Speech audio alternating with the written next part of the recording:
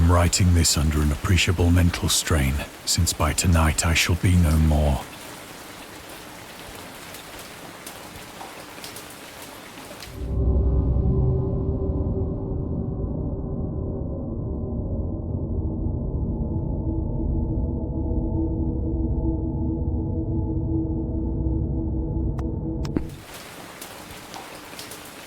Penniless, and at the end of my supply of the drug which alone makes life endurable, I can bear the torture no longer, and shall cast myself from this garret window into the squalid street below.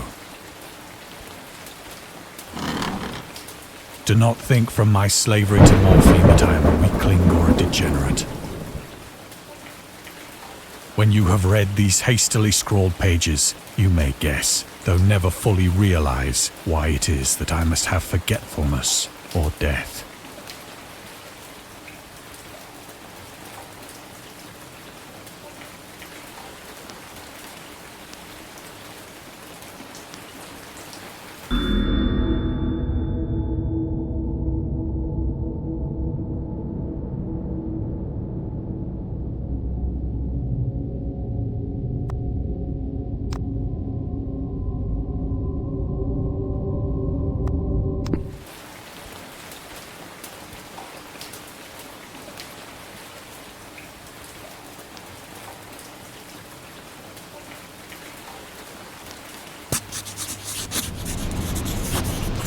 It was in one of the most open and least frequented parts of the broad Pacific that the packet of which I was supercargo fell a victim to the German sea raider.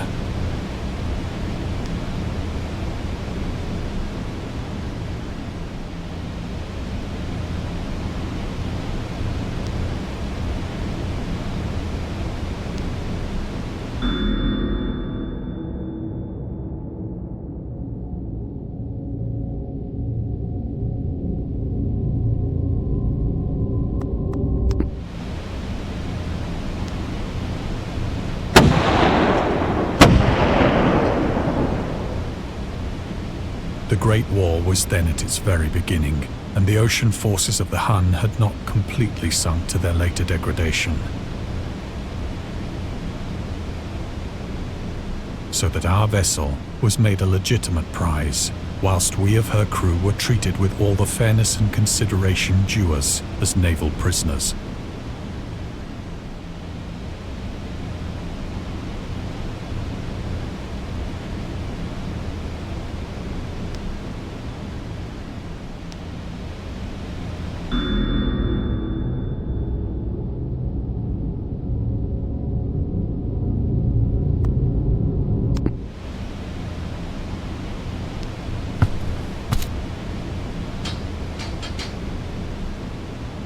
So liberal, indeed, was the discipline of our captors, that 5 days after we were taken, I managed to escape alone in a small boat with water and provisions for a good length of time.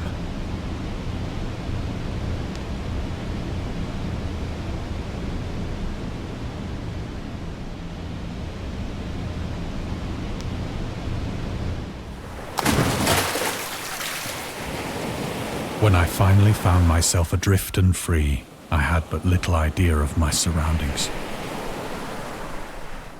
Never a competent navigator, I could only guess vaguely by the sun and stars that I was somewhat south of the equator. Of the longitude, I knew nothing, and no island or coastline was in sight.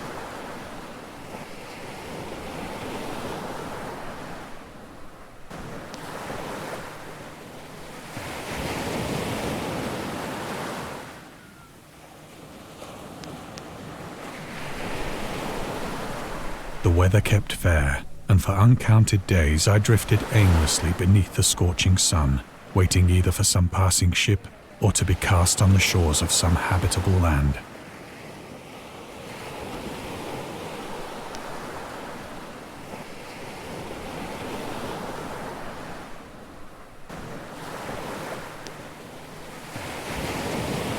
But neither ship nor land appeared, and I began to despair in my solitude upon the heaving vastness of unbroken blue. The change happened whilst I slept. Its details I shall never know. For my slumber, though troubled and dream-infested, was continuous.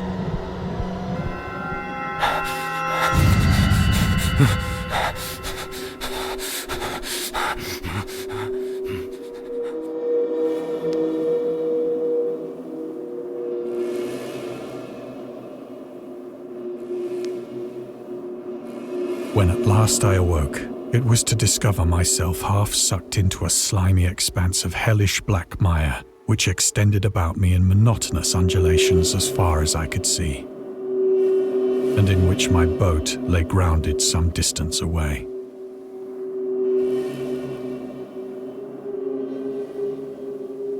Though one might well imagine that my first sensation would be of wonder at so prodigious and unexpected a transformation of scenery, I was in reality more horrified than astonished. For there was in the air and in the rotting soil a sinister quality which chilled me to the very core. The region was putrid with the carcasses of decaying fish and of other less describable things which I saw protruding from the nasty mud of the unending plain. Perhaps I should not hope to convey in mere words the unutterable hideousness that can dwell in absolute silence and barren immensity.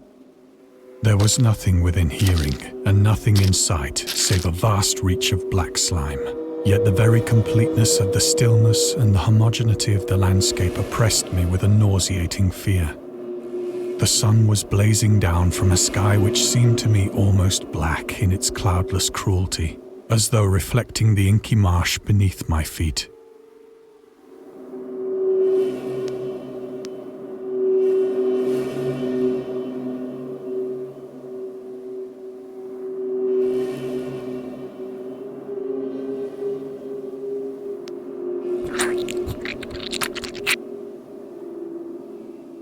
As I crawled into the stranded boat, I realized that only one theory could explain my position. Through some unprecedented volcanic upheaval, a portion of the ocean floor must have been thrown to the surface, exposing regions for which innumerable millions of years had lain hidden under unfathomable watery depths. So great was the extent of the new land which had risen beneath me, that I could not detect the faintest noise of the surging ocean, straining my ears as I might. Nor were there any seafowl to prey upon the dead things.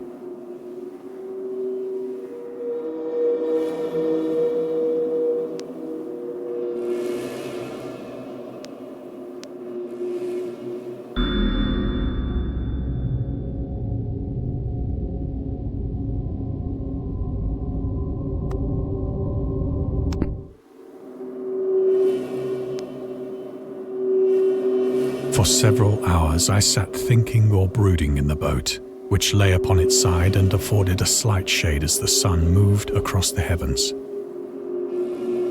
As the day progressed, the ground lost some of its stickiness and seemed likely to dry sufficiently for traveling purposes in a short time. That night I slept but little, and the next day I made for myself a pack containing food and water, preparatory to an overland journey in search of the vanished sea and possible rescue.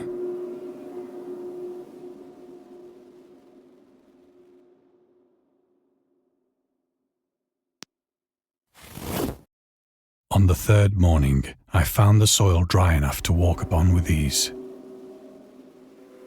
The odor of the fish was maddening, but I was too much concerned with graver things to mind so slight an evil, and set out boldly for an unknown goal.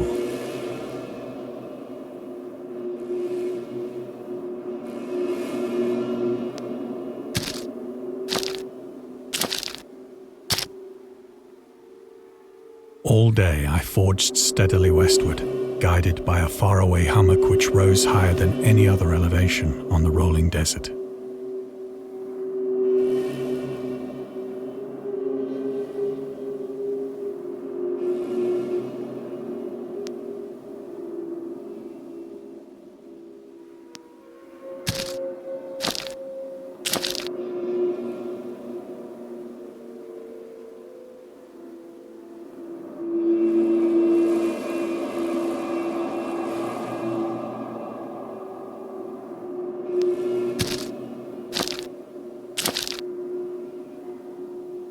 That night, I encamped, and on the following day still travelled toward the hummock, though that object seemed scarcely nearer than when I had first espied it.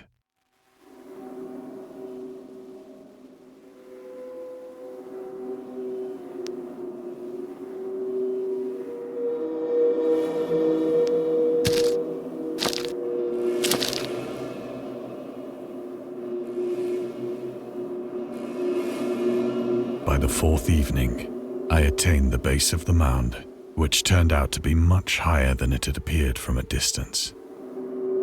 An intervening valley setting it out in sharper relief from the general surface. Too weary to ascend, I slept in the shadow of the hill. I know not why my dreams were so wild that night, but ere the waning and fantastically gibbous moon had risen far above the eastern plain, I was awake in a cold perspiration, determined to sleep no more. Such visions as I had experienced were too much for me to endure again, and in the glow of the moon I saw how unwise I had been to travel by day. Without the glare of the parching sun, my journey would have cost me less energy. Indeed, I now felt quite able to perform the ascent which had deterred me at sunset. Picking up my pack, I started for the crest of the eminence.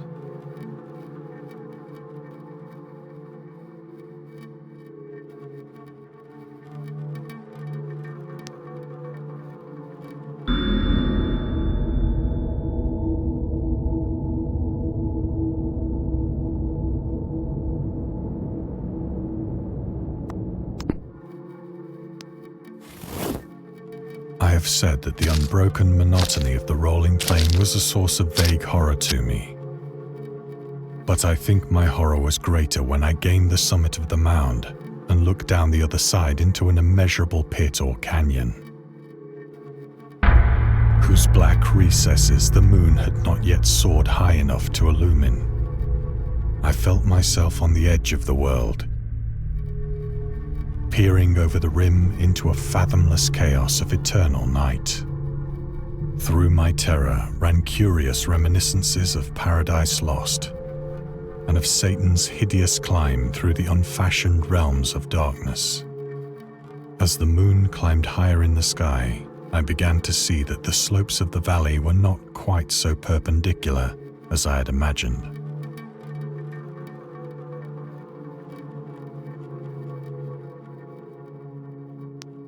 Ledges and outcroppings of rock afforded fairly easy footholds for a descent, whilst after a drop of only a few hundred feet, the declivity became very gradual.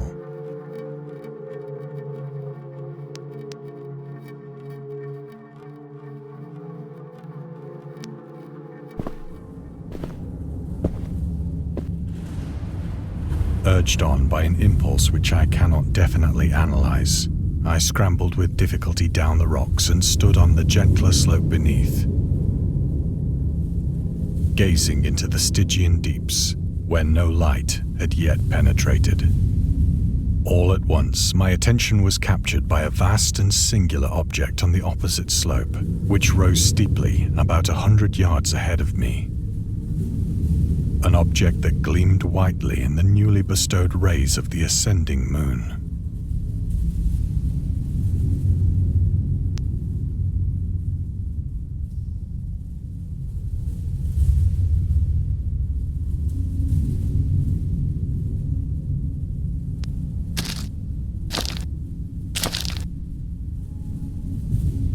That it was merely a gigantic piece of stone, I soon assured myself.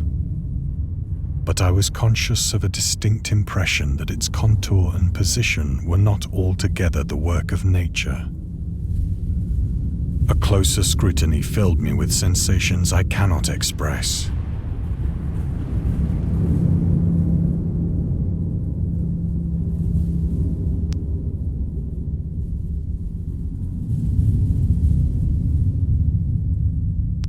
For despite its enormous magnitude and its position in an abyss which had yawned at the bottom of the sea since the world was young, I perceived beyond a doubt that the strange object was a well-shaped monolith, whose massive bulk had known the workmanship and perhaps the worship of living and thinking creatures. Dazed and frightened, yet not without a certain thrill of the scientist's or archaeologist's delight, I examined my surroundings more closely.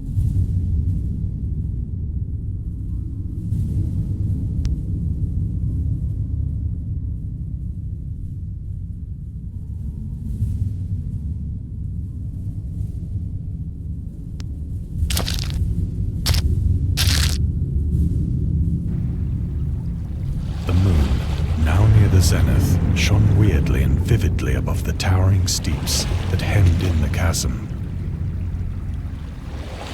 and revealed the fact that a far-flung body of water flowed at the bottom, winding out of sight in both directions and almost lapping my feet as I stood on the slope. Across the chasm, the wavelets washed the base of the Cyclopean monolith, on whose surface I could now trace both inscriptions and crude sculptures.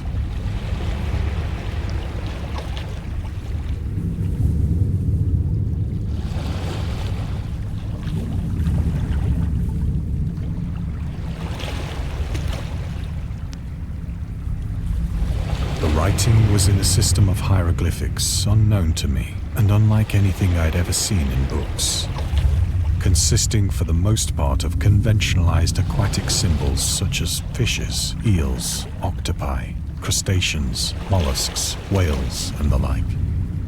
Several characters obviously represented marine things which are unknown to the modern world.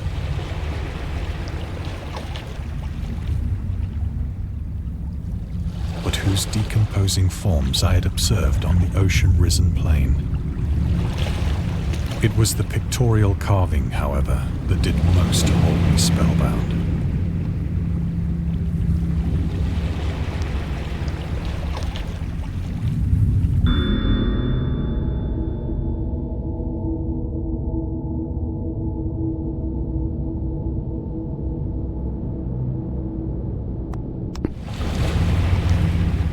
Plainly visible across the intervening water on account of their enormous size were an array of bas-reliefs whose subjects would have excited the envy of a doré. I think that these things were supposed to depict men, at least a certain sort of men. Though the creatures were shown disporting like fishes in the waters of some marine grotto, or paying homage at some monolithic shrine which appeared to be under the waves as well. Of their faces and forms I dare not speak in detail, for the mere remembrance makes me grow faint. Grotesque beyond the imagination of a Poe or a Bulwer, they were damnably human in general outline, despite webbed hands and feet, shockingly wide and flabby lips, glassy, bulging eyes, and other features less pleasant to recall. Curiously enough, they seem to have been chiseled badly out of proportion with their scenic background. For one of the creatures was shown in the act of killing a whale, represented as but little larger than himself.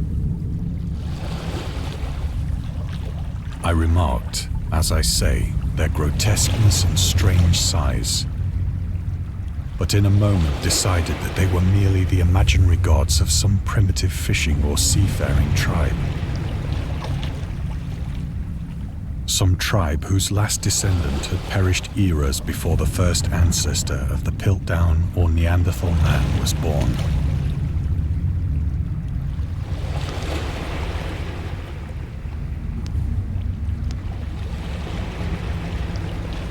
Awestruck at this unexpected glimpse into a past beyond the conception of the most daring anthropologist, I stood musing whilst the moon cast queer reflections on the silent channel before me.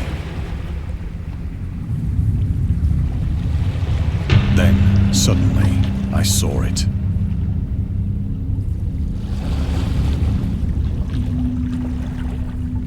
With only a slight churning to mark its rise to the surface, the thing slid into view above the dark waters. First, polyphemus and loathsome, it darted like a stupendous monster of nightmares to the monolith, about which it flung its gigantic scaly arms, the while it bowed its hideous head and gave vent to certain measured sounds.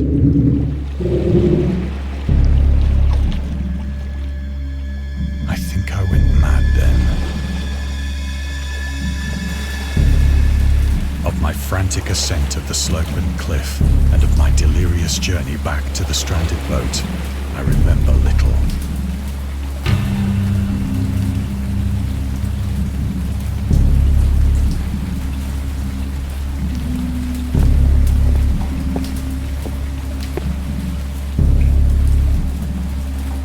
I sang a great deal and laughed oddly when I was unable to sing.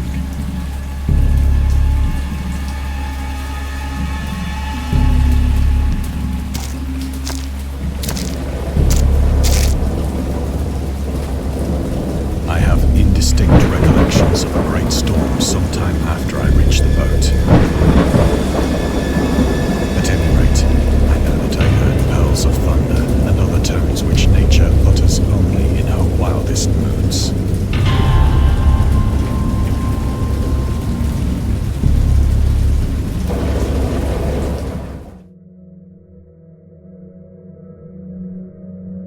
When I came out of the shadows, I was in a San Francisco hospital, brought thither by the captain of the American ship which had picked up my boat in mid-ocean. In my delirium, I had said much, but found that my words had been given scant attention. Of any land upheaval in the Pacific, my rescuers knew nothing. Nor did I deem it necessary to insist upon a thing which I knew they could not believe.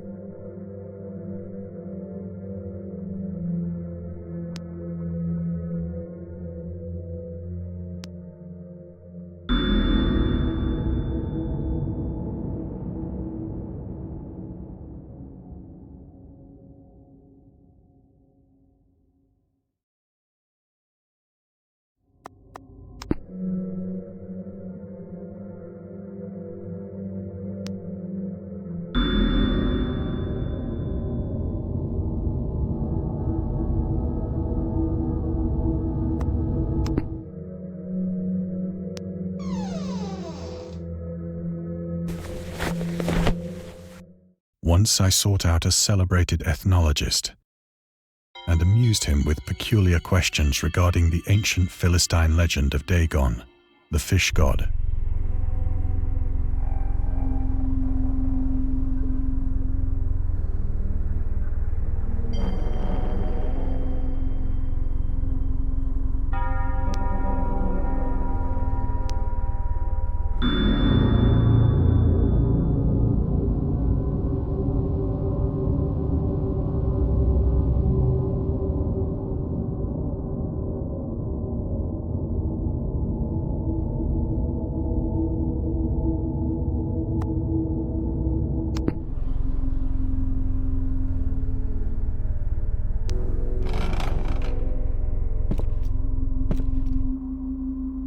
But soon perceiving that he was hopelessly conventional, I did not press my inquiries.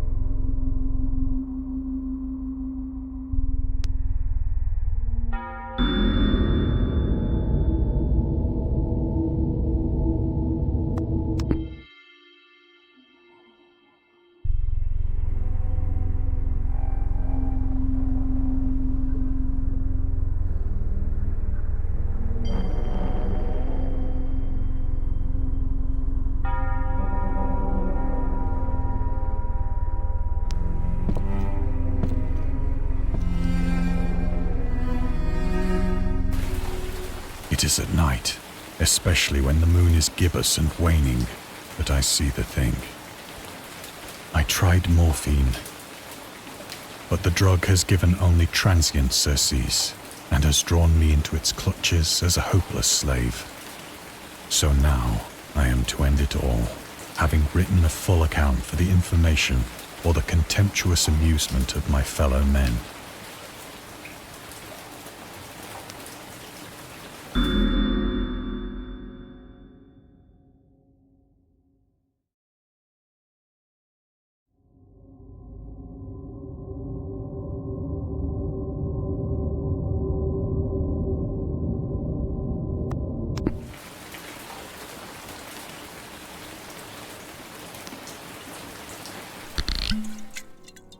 Often, I ask myself if it could not all have been a pure phantasm, a mere freak of fever as I lay sun-stricken and raving in the open boat after my escape from the German man-of-war. This I ask myself, but ever does there come before me a hideously vivid vision in reply. I cannot think of the deep sea without shuddering at the nameless things that may at this very moment be crawling and floundering on its slimy bed, worshipping their ancient stone idols and carving their own detestable likenesses on submarine obelisks of water-soaked granite. I dream of a day when they may rise above the billows to drag down into their reeking talons the remnants of puny, war-exhausted mankind. Of a day when the land shall sink and the dark ocean shall ascend amidst universal pandemonium.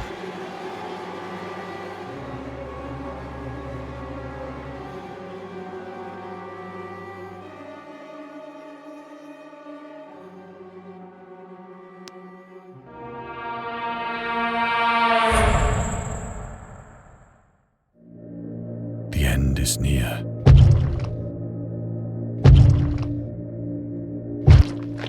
I hear a noise at the door, as of some immense slippery body lumbering against it.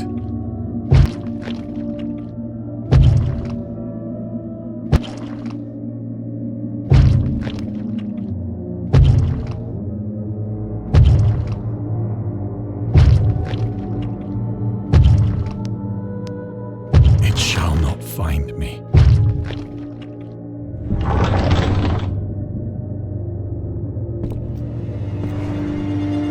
God, that hand!